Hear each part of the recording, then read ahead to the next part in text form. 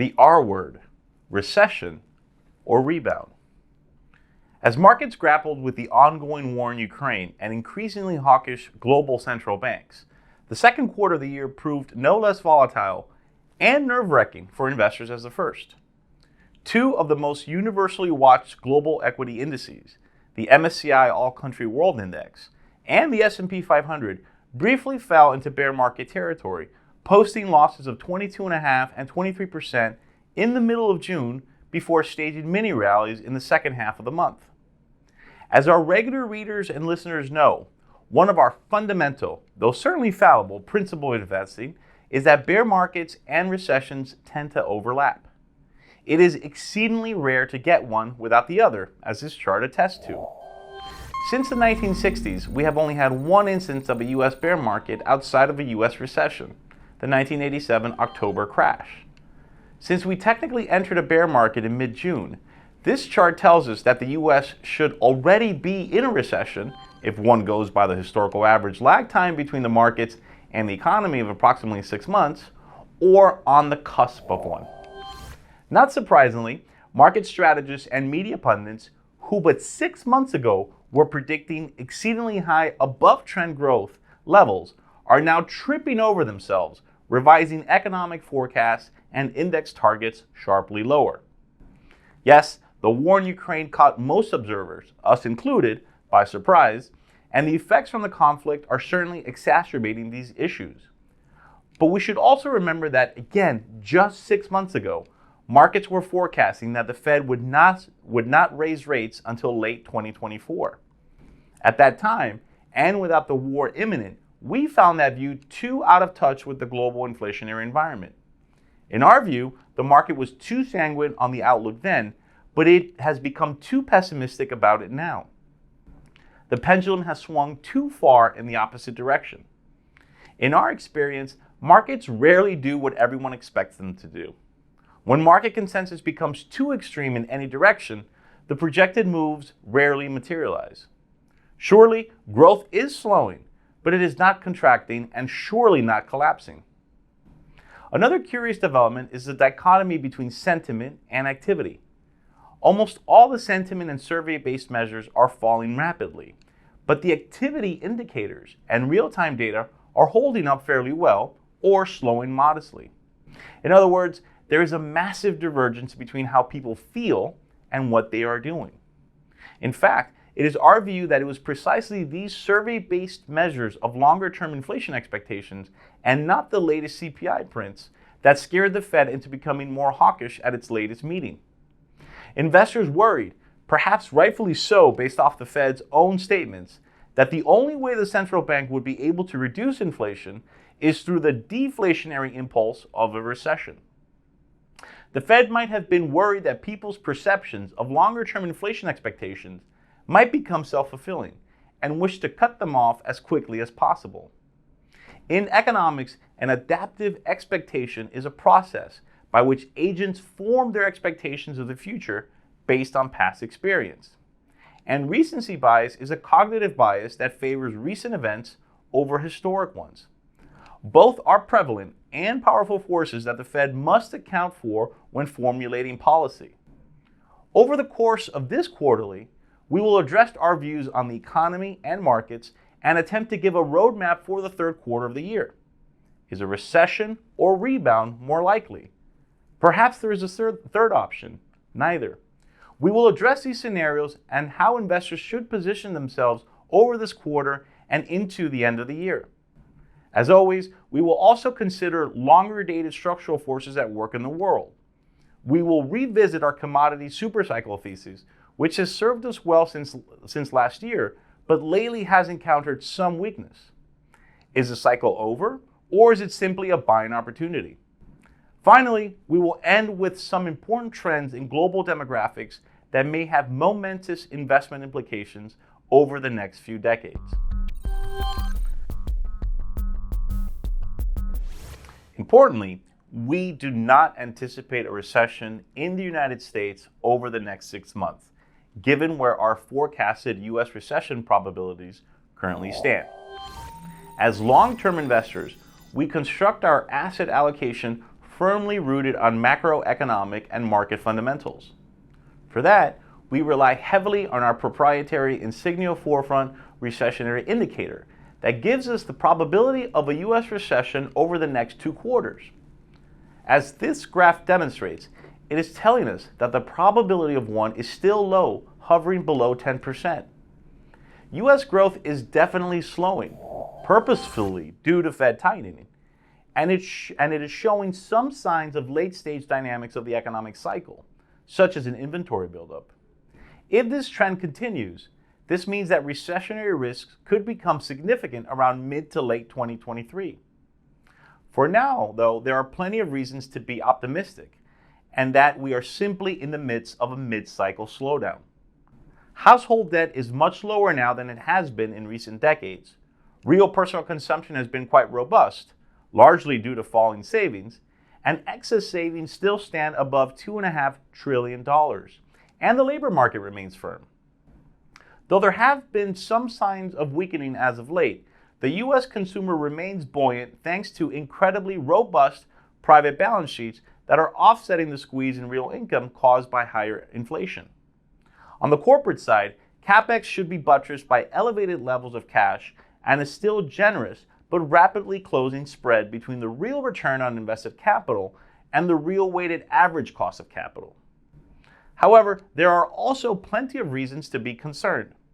The U.S. housing market looks particularly vulnerable right now, and activity is falling rapidly as housing costs soar, making the average monthly cost of the median U.S. home 50% more expensive than it was just 1 year ago. We expect flat price action in the U.S. housing sector after several years of strong gains, as well as outright price declines in more vulnerable real estate sectors like Canada, Australia, Japan, and New Zealand.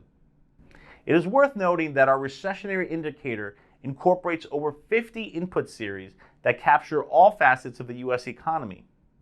The statistical confidence of our model 2 quarters out based on past data is 81%.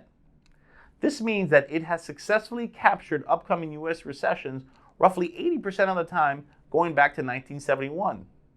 It is not perfect, but the correlation is high enough that it would not make sense for us to claim that the next recession, whenever it arrives, will be in the 19% distribution not captured by the indicator.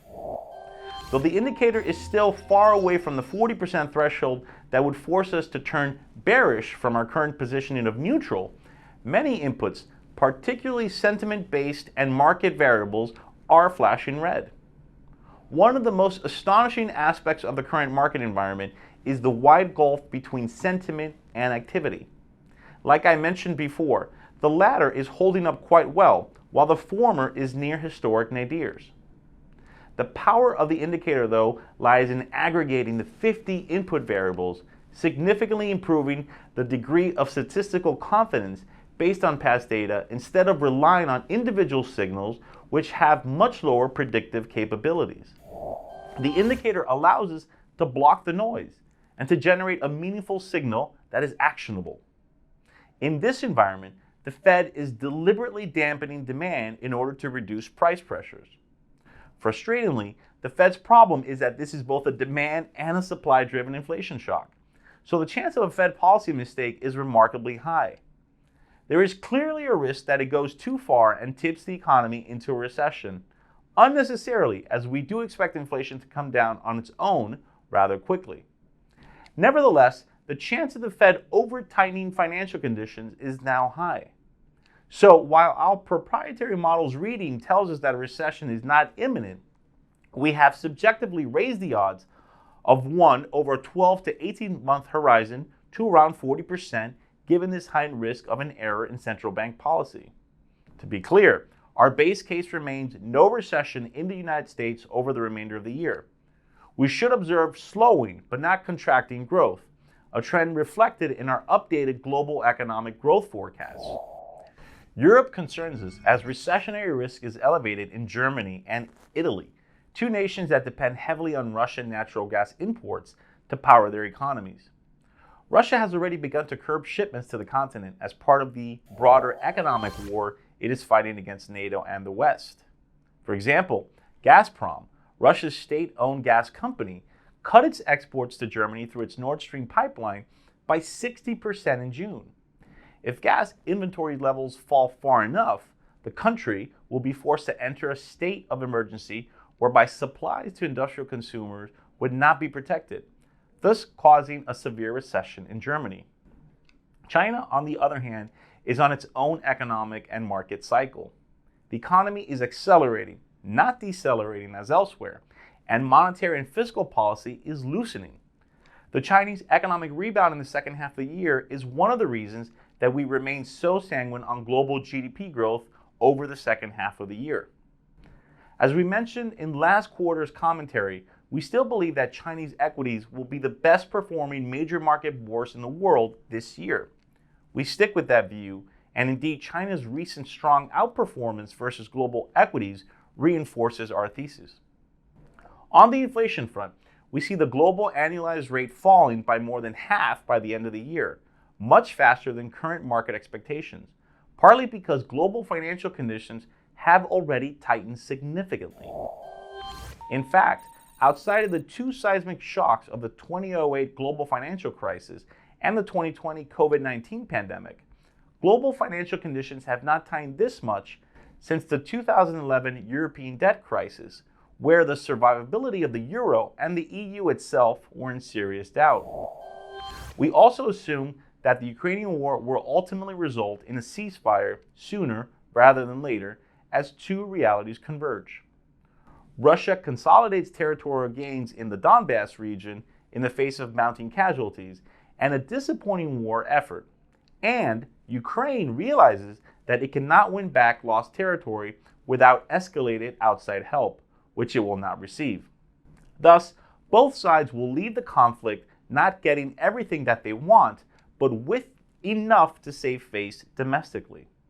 Lastly, the market already expects the Fed funds rate to reach 3.5% by the end of the year. Putting it all together, it is our view that the Fed will not tighten more quickly than what is already priced into forward rates and the yield curve.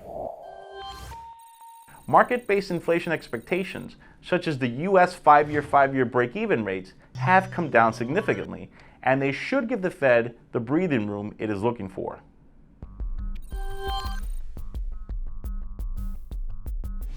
If our base case holds, then financial assets could rally by the end of the year, though we expect that to materialize in the final quarter rather than the current one.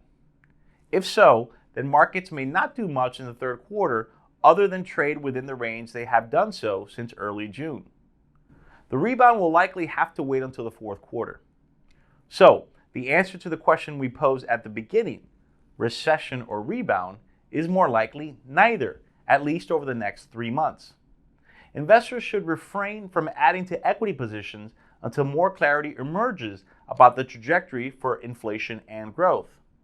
However, with markets down so sharply since the start of the year, and investor sentiment and positioning at multi-decade lows, the time to de-risk portfolios has passed, even if a US recession is imminent.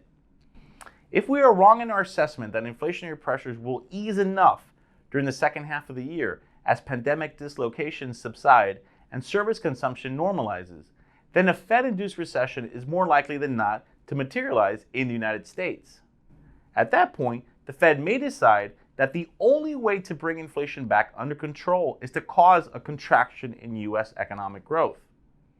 If a recession does occur, it should be a fairly mild one, as A, there are no large financial imbalances out there, and B, it will be caused by purposeful Fed tightening. In other words, it is not likely to look like the sharp contractions caused by exogenous shocks like the pandemic and financial crisis, our two most recessionary experiences. If that is the case, then it does not make sense to reduce volatility in your portfolios after the market has fallen so much already. Since World War II, we observed 12 US recessions coinciding with bear markets. During such markets, the S&P 500 has contracted peak to trough by a median of 24% and an average of 30%. On June 17th, the S&P 500 was down 23.39%. That means that investors have absorbed 97% of the median losses they can expect and 78% of the average losses. Furthermore, a mild recession by definition will likely be below the median and average. So the time to reduce volatility, i.e. to raise cash, has passed. Now, we would advise conservative investors to stay the course throughout the third quarter or until we get further clarity on the inflation growth mix. For aggressive clients, i.e. those with higher volatility tolerance, now would be the time to start buying attractive markets or assets. As a firm, we are maintaining our neutral risk allocations for now, as this is as bearishly positioned as we can be given where our recessionary indicator is. However, we will look to increase risk exposure once there is clear evidence from the Fed's perspective that inflation has peaked and/or there is a ceasefire announced in Ukraine.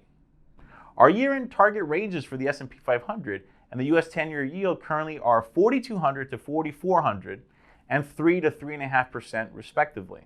On a style basis, growth is still expensive versus value despite the underperformance year to date.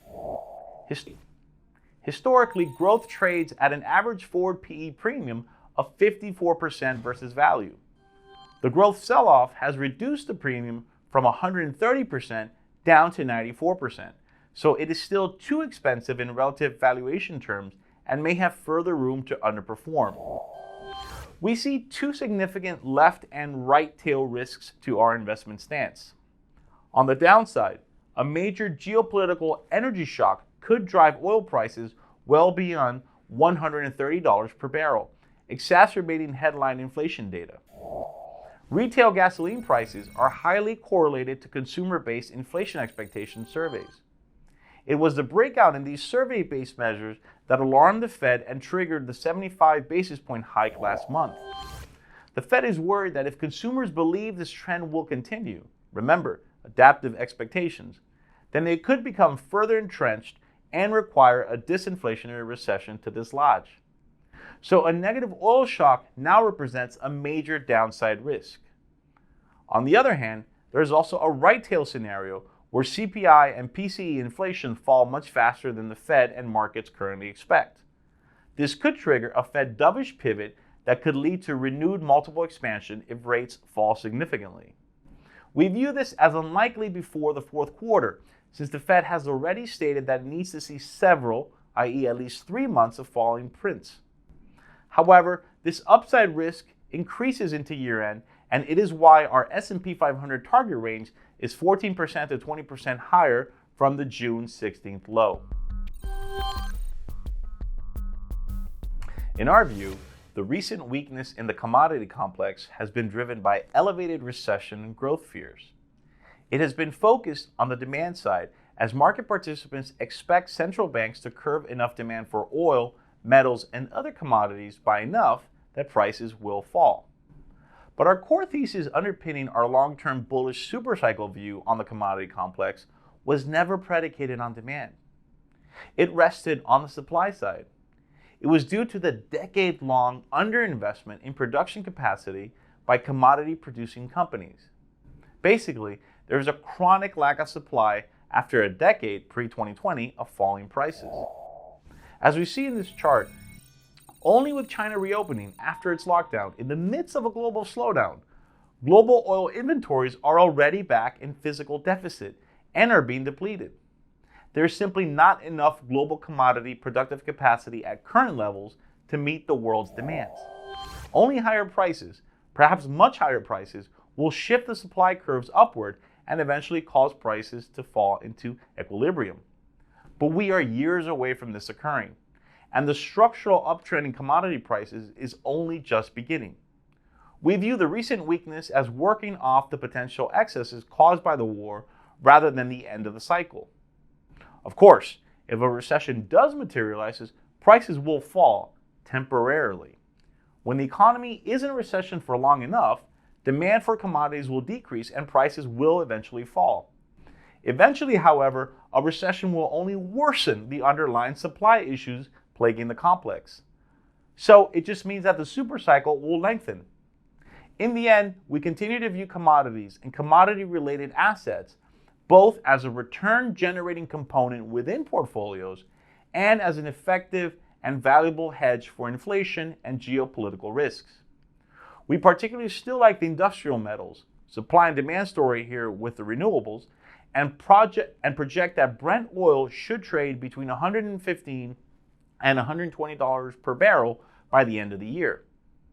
Separately, gold functions well as a hedge against inflation and geopolitical risk, but it is not as compelling of a directional play right now as the rest of the commodity complex. In other words, it does not have the same structural supply-side concerns as copper or oil, for example. Gold prices are approximately flat for the year, so it has done quite well amidst all the global market turbulence. If an investor believes that inflation is non-transitory, that inflation data will not come down this year, and or that we are heading into a stagflationary environment, then they should certainly be overweight the precious metal in their portfolios as a core holding. Our view is that gold is currently trading near to fair value, so we are maintaining our neutral positions as an inflationary geopolitical risk hedge. If our base case is right and inflation will peak shortly, then gold should underperform other commodity prices. In the long run, however, we still like gold quite a bit as we think that central banks will want to hold more gold than they currently do in their reserves as the demand for US dollars decreases, and that an increasing amount of trade, especially between China and Russia and the West, will be settled in gold rather than dollars, euros, or sterling. What if birth rates skyrocket instead of collapse? It is a well-known fact that the pandemic caused birth globally to collapse and that they remain below levels necessary to stabilize population growth. We also know that aging populations place a major strain on pension and healthcare systems as fewer workers have to support more consumers and retirees.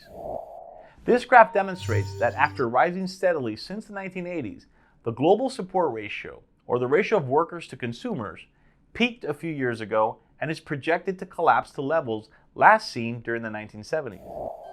The news is filled with alarmist predictions of the graying of European, North American, and North Asian populations, coupled with their dire repercussions. After many years of failed government policy to boost fertility rates, for example, China lifting its one-child policy, there is a sense among policymakers that there is not much that they can do to encourage people to have more children. Studies show us that as people retire, they save less and spend more. As the pool of global savings decreases, it places upward pressure on equilibrium real interest rates and bond yields. Faced with these prospects, governments are likely to further increase spending to encourage more childbearing. Permanent and or larger fiscal budget deficits will similarly deplete national savings and push rates higher. These demographic considerations have underpinned one of our most fundamental investment calls, the end of the 40-year bond bull market. A major corollary of that thesis is that interest rates have begun a structural uptrend with successively higher highs and higher lows, although they will temporarily fall during recessionary periods. But what if birth rates will eventually increase on their own despite government policy? What if global fertility rates, instead of further declining, may be bottoming and poised to rise sharply? A 2019 study in the Journal of Evolution and Human Behavior by Jason Collins and Lionel Page suggests that our population modeling is incorrect because they use assumptions of constant long-term fertility rates. In their place, the authors introduced a dynamic model incorporating inheritable fertility based on evolutionary biology. Rather than stabilizing around a long-term level for developed nations, fertility rates tend to increase as children from larger families represent a larger share of the population and partly share their parents' trait of having more offspring. In other words, both cultural and genetic evolution will select for families that wish to have more children. To further clarify, the desire to have more children is as inheritable as height or IQ. As cultural forces have suppressed fertility over the last few hundred years, really since the Industrial Revolution, an ever-growing proportion of people with a higher propensity to have more children will have children. When the environment changes so quickly, since the early 1800s, that existing reproductive strategies become suboptimal, natural selection responds quickly. Their results suggest that the global population will grow much faster than currently anticipated. In their model, without the inheritability effect, the global fertility rate declines to 1.82 by the end of this century, which is below the human replacement threshold. But once heritability effects are factored in, that rate increases to 2.21, well above the threshold. If true, this would have massive global policy implications, from climate change to migration patterns to global conflict and even extraplanetary human settlement. And as this chart demonstrates, the effects are most pronounced in the two areas you would least expect, Europe and North America. Their model projects the European and North American fertility rates to rise to 2.46 and 2.67 respectively, above the global averages and against all conventional wisdom given current population modeling and projections. At a recent event, Elon Musk said, "If people don't have more children, civilization is going to crumble." He is right. Progress, technology, and network effects work better with higher end variables. The more people, the better. But we might not have to do anything about it from a policy perspective, as natural selection pressures might already be breeding out those of us less inclined to have children. As Dr. Ian Malcolm in Jurassic Park reminded us, life finds a way. Now, I pass it along to my colleague Melissa Ochoa Cardenas, who will be addressing impact investing in Latin America after giving us an executive summary of the region. Latin America is facing a challenging outlook for the second half of 2022. Let us zoom in on the region by performing a macroeconomic overview and a general market revision. Latin America has not been immune from the shocks that have affected the world throughout the first half of 2022. Mounting inflation pressures, exacerbated in most countries by higher than usual food and gas prices, together with the Russia-Ukraine conflict that added yet another layer of complexity to global trade, have forced the hand of central banks in terms of implementing a tighter monetary policy across the region.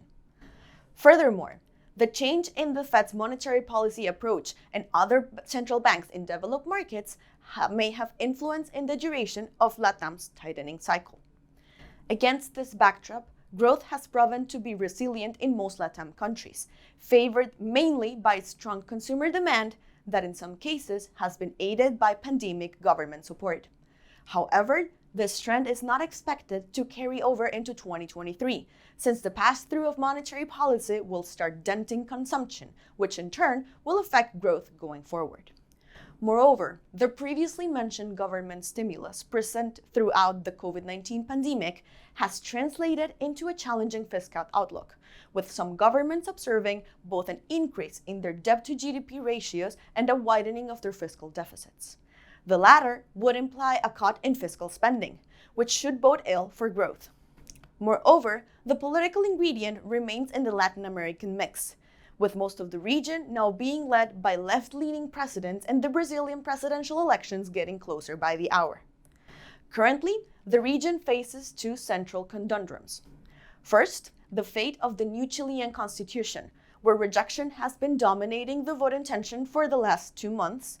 And secondly, the Colombian President Gustavo Petro's newly appointed government that still has not announced all of its members, thus maintaining a sense of uncertainty and volatility in the Colombian market. According to analysts, the result of the September 4 referendum could be tied, against the belief that the new Chilean constitution could imply lower investment and fewer savings in the long run. Regarding Colombia, the market would consider any moderation of Petro's proposals positive, given that the means for financing some of his ambitious ideas remain uncertain. In sum, even if the initial picture for the region seems daunting, LATAM is expected to have sustained growth amid the previously mentioned challenging variables. This, in turn, may lead to a brighter picture in 2023, where some countries could begin loosening their monetary policy amid receding inflation. Now, let us discuss impact investing in Latin America. Much has been spoken about impact investing in the last few years, making it another buzzword in the investing industry, As was stated by Rockefeller Philanthropy Advisors, delivering a financial return while doing good struck most philanthropists and investors as far-fetched. However, this is not a new type of investing, nor is it the desire of humankind to achieve something beyond just financial returns with its capital investments. Today, we will dive deeper into impact investing, how the perspectives are looking for LATAM specifically, and what we as investors can do to benefit from it. Let's start with the definition. Impact investments, as defined by the Global Impact Investing Network, GIN, are made with the intention to generate positive, measurable, social and environmental impact alongside a financial return. Furthermore, even if all investments make an impact on society, be it good or bad, impact investments are expected to focus solely on pursuing those that lead to measured positive social impact.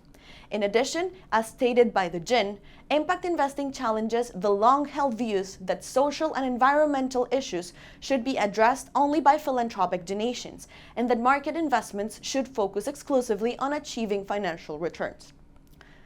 This approach still seems far off of the usual modus operandi of the financial sector. However, the latest GIN Annual Impact Investor Survey from 2020 proves this to be false.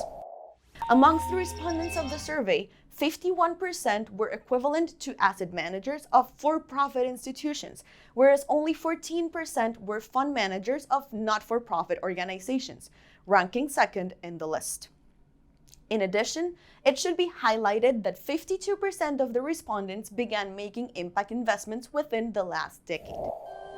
Moreover, with respect to the different nationalities from the impact investors involved in this survey, North America and Europe are the industry leaders, accounting for 45% and 26% of the respondents, respectively.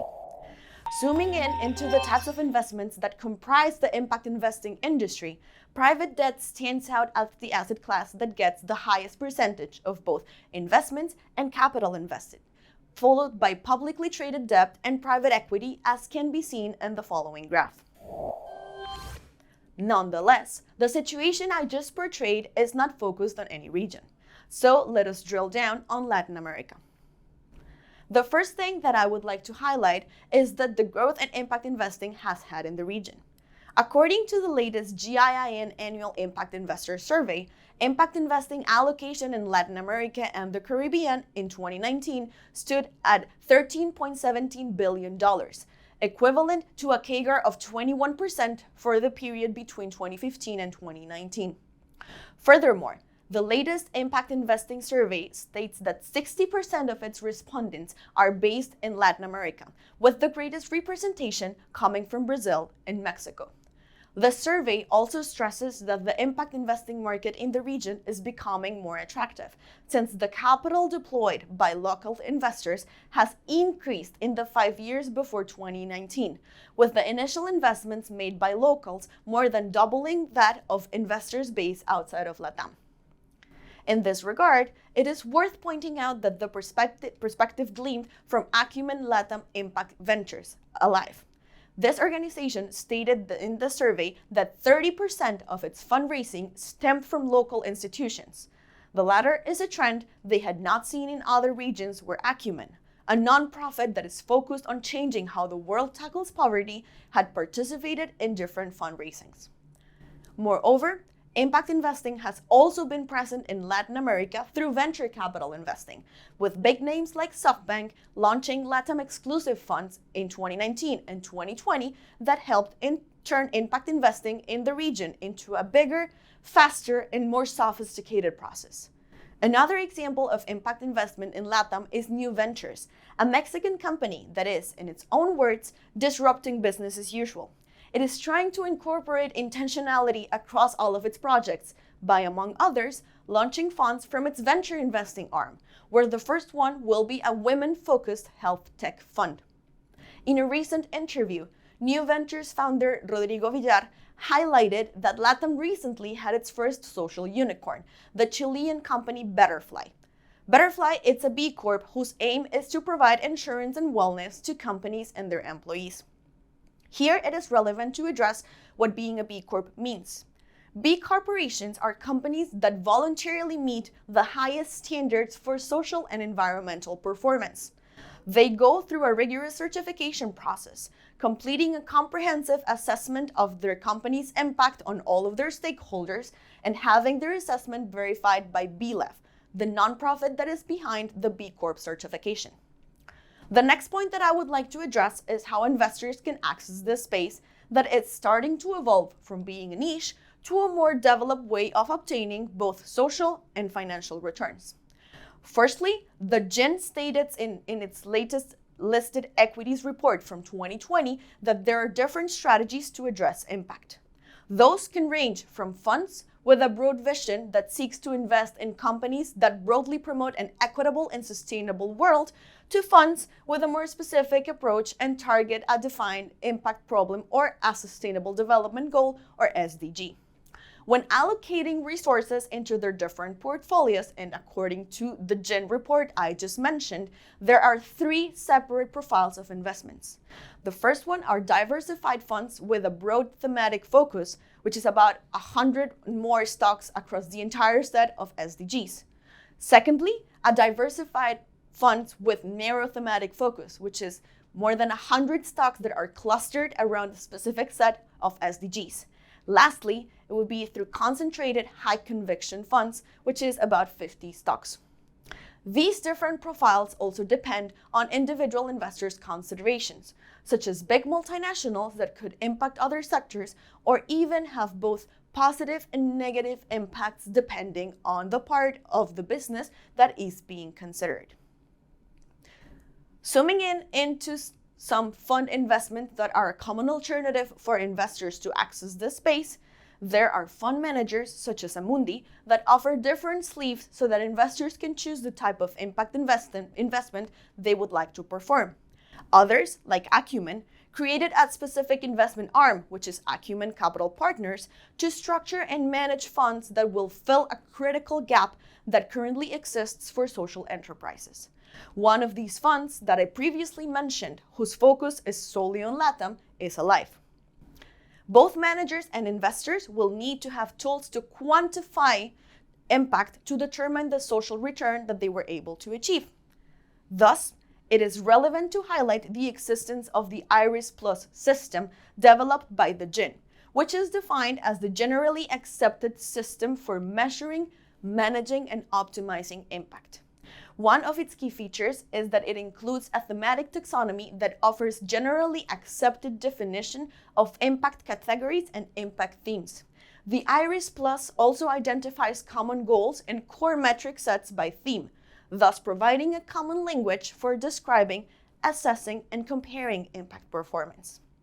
In sum, impact investing is helping to close the gap that existed previously between societal benefits and financial returns in a way that other investment alternatives had not been able to attain. If the GIN survey proves to be correct and the growth of this market continues with the trend it has been displaying throughout the last 5 years, the term impact investing, first coined in 2007, could transition from being a buzzword to something crucial within the financial services industry. Here, I conclude the presentation and leave the floor open for questions.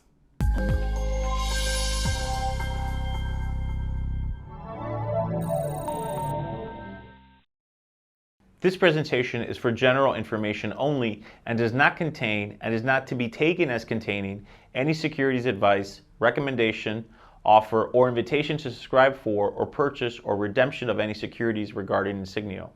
Information provided herein is not an offer to buy or sell or the solicitation of an offer to buy or sell any investment.